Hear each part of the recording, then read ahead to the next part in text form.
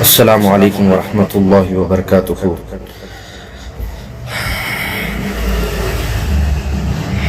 ہماری یہ جو زندگی گزر رہی ہے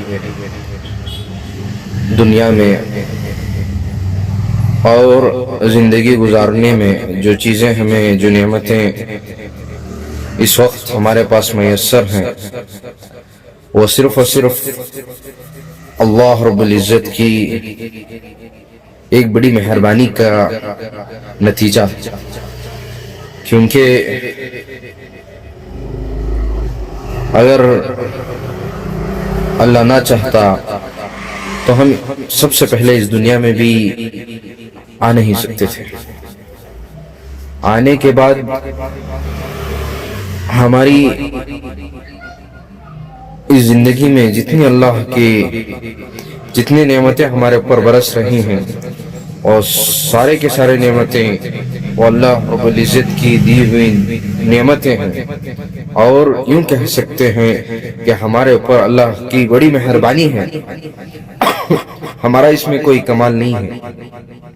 یہ ہر انسان اچھی طرح اس بات کو سمجھ لینا چاہیے، چاہے مال کے اعتبار سے نعمت ہو، چاہے علم کے اعتبار سے نعمت ہو، چاہے عقلی اعتبار سے نعمتیں ہوں، چاہے آپ کی استعداد اور صلاحیتیں، جو آج انسان کہتے ہیں دوسروں کے سامنے کہ ہمارے پاس یہ صلاحیتیں ہیں جن کی وجہ سے ہم دنیا میں یہ چیزیں حاصل کر لیتے ہیں اور اس مقام تک پہنچ جاتے ہیں، گویا کہ انسان بہت نادان ہے۔ یہ سمجھ لیتا ہے کہ اس کی کوشش سے، اس کی محنت سے، اس کے بل بوتے پر وہ حاصل کر لیا ہے۔ یہ انسان کی ایک ناسمجھ عقل ہے، اور بڑی کمزور انسان اللہ نے قرآن میں بھی بتایا ہے کہ ہم نے انسان کو کمزور بنایا ہے، لہٰذا انسان اپنے آپ کو کمزور سمجھنا ہے۔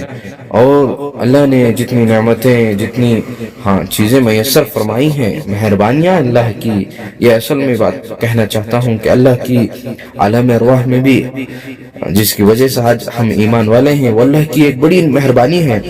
آج ہم اس دنیا میں یہاں ایک دھوکے کے گھر میں جو زندگی ہم گزار رہے ہیں، ایمان والے بن کر گزار رہے ہیں، اور ایمان کے بعد، ایمان تو ایک بڑی عظیم نعمت ہے، اس کا بدلہ کوئی اس دنیا میں ادا نہیں کر سکتے اور ادا نہیں ہو سکتا۔ اور اس کے علاوہ جتنی نعمتوں پر انسان اکڑتا ہے، بولتا ہے سب کے سامنے، یہ جا کر سمجھاتا بھی ہے کہ دیکھو میں ان نعمتوں کی وجہ سے آج دنیا میں یہ چیزیں حاصل کر رہا ہوں، اور یہ مال ملنے کی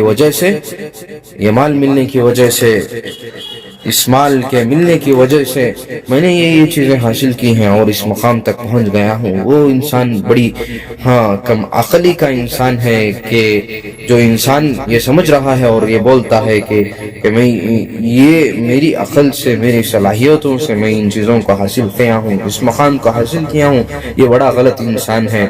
یہ اللہ نہ چاہتے تو یہ اس کی چھوٹی نعمت بھی یہ حاصل نہیں کر سکتا تھا۔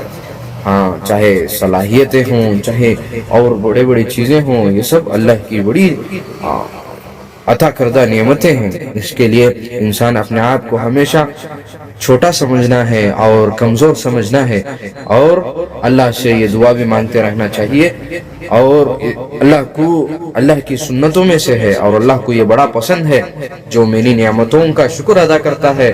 اللہ کہہ رہے ہیں کہ ہم ان نعمتوں میں اضافہ فرماتے ہیں، اسی لیے ہر انسان کو ہر ہمیشہ یہ کوشش کرنا چاہیے، ہر ہمیشہ یہ کوشش میں لگا رہنا چاہیے، اور کوشش کرنا چاہیے کہ اے اللہ آپ جو نعمتیں مجھے میسر فرمائے ہیں، اے اللہ جو نعمتیں، اے اللہ آپ کی نعمتیں، بڑی نعمتیں میرے اوپر جو مہربانی کے طور پر رس بس رہے ہیں، اے اللہ ان میں، اے اللہ میرا تو اس میں کوئی کمال نہیں، یہ آپ کی مہربانی ہے، یہ آپ کی ادا کردہ نعمتیں ہیں، اے اللہ میں اس کا شکر ادا کرتا ہوں۔